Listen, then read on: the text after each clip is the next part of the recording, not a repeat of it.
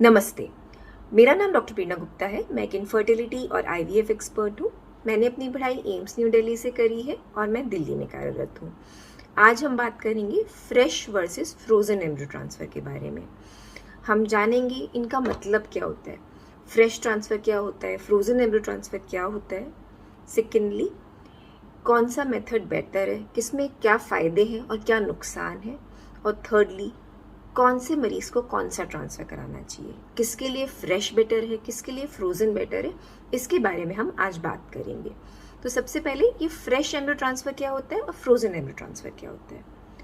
जैसे जैसे हम मोटे मोटे आईवीएफ में जानते हैं, हमें 10-12 दिन स्टिमुलेशन की दवाइयाँ चलती हैं, हमारे अंडे बनाए जाते हैं और फिर हमारे एग्स पिकअप कर लिए जाते हैं। एग्स पिकअप के दिन सेम डे हस्बैंड का सैंपल लेकर एग्स एंड स्पर्म्स को जोड़ा जाता है। अगले दिन देखा जाता है कि एम्ब्रियोज बने या नहीं बने और उनको ग्रो करा जाता है। तीसरे या पाँचवें दिन तक ले जाया जाता है।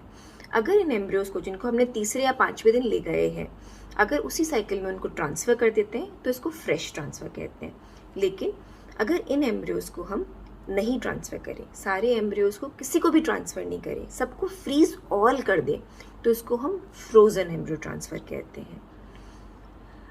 अब सेकेंडली, फ्रीज ऑल, फ्रीजिंग, ये तो बहुत पहले से थी। तो ये जो कन्फ्यूजन है कि फ्रेश ट्रांसफ़र करना चाहिए या फ्रोज़न ट्रांसफ़र करना चाहिए, ये अब क्यों है। आज से कोई 5-6 साल पहले तक फ्रीजिंग की टेक्निक्स इतनी अच्छी नहीं थी, लेकिन जब से विट्रिफिकेशन फ्रीजिंग हमारे पास अवेलेबल हुई है, तब से एम्ब्रियोज की सर्वाइवल बहुत अच्छी हो गई है। मतलब अगर हमने एम्ब्रियो को फ्रीज करा है तो उसी कंडीशन में जब हम उनको वापस थॉ करते हैं तो वैसी की वैसी कंडीशन में ला सकते हैं। इससे एम्ब्रियो को कोई नुकसान नहीं होता।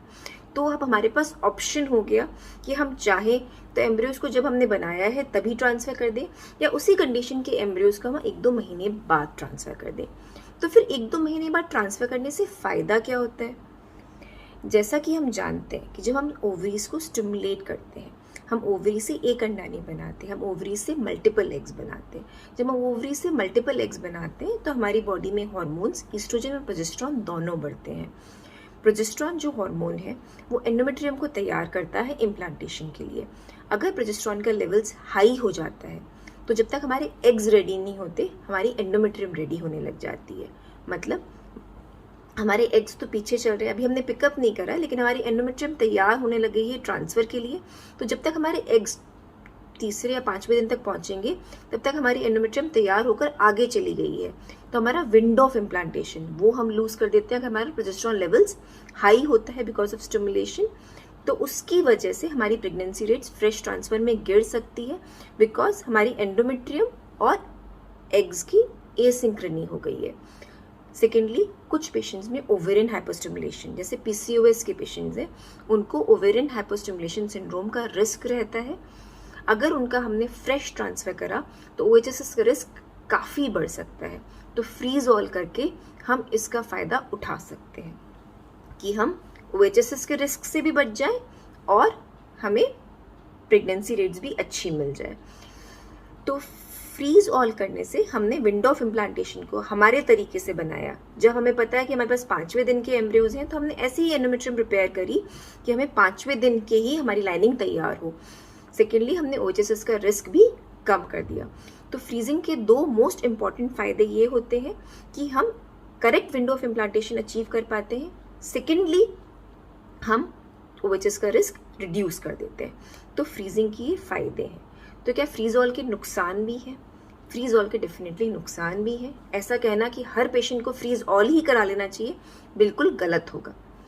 फ्रीज ऑल का सबसे बड़ा नुकसान ये है, टाइम लगता है। पहले आपके एम्ब्रियोज बनाए जाते हैं, फ्रीज करे जाते हैं, 1 महीने का गैप दिया जाता है और फिर ट्रांसफ़र करा जाता है। तो जो प्रोसेस 15 दिन में ओवर हो जाती है, उसी प्रोसेस को 2.5 महीने लग जाते हैं।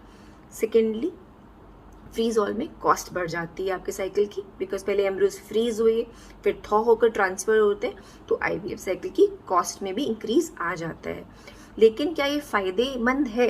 ये जो हमारे कॉन्स हैं कि हमारी कॉस्ट बढ़ रही है और हमारे टाइम बढ़ रहा है, क्या इसका फ़ायदा है? हाँ, कुछ पर्टिकुलर सबसेट ऑफ पेशेंट्स में इसका बहुत फ़ायदा है।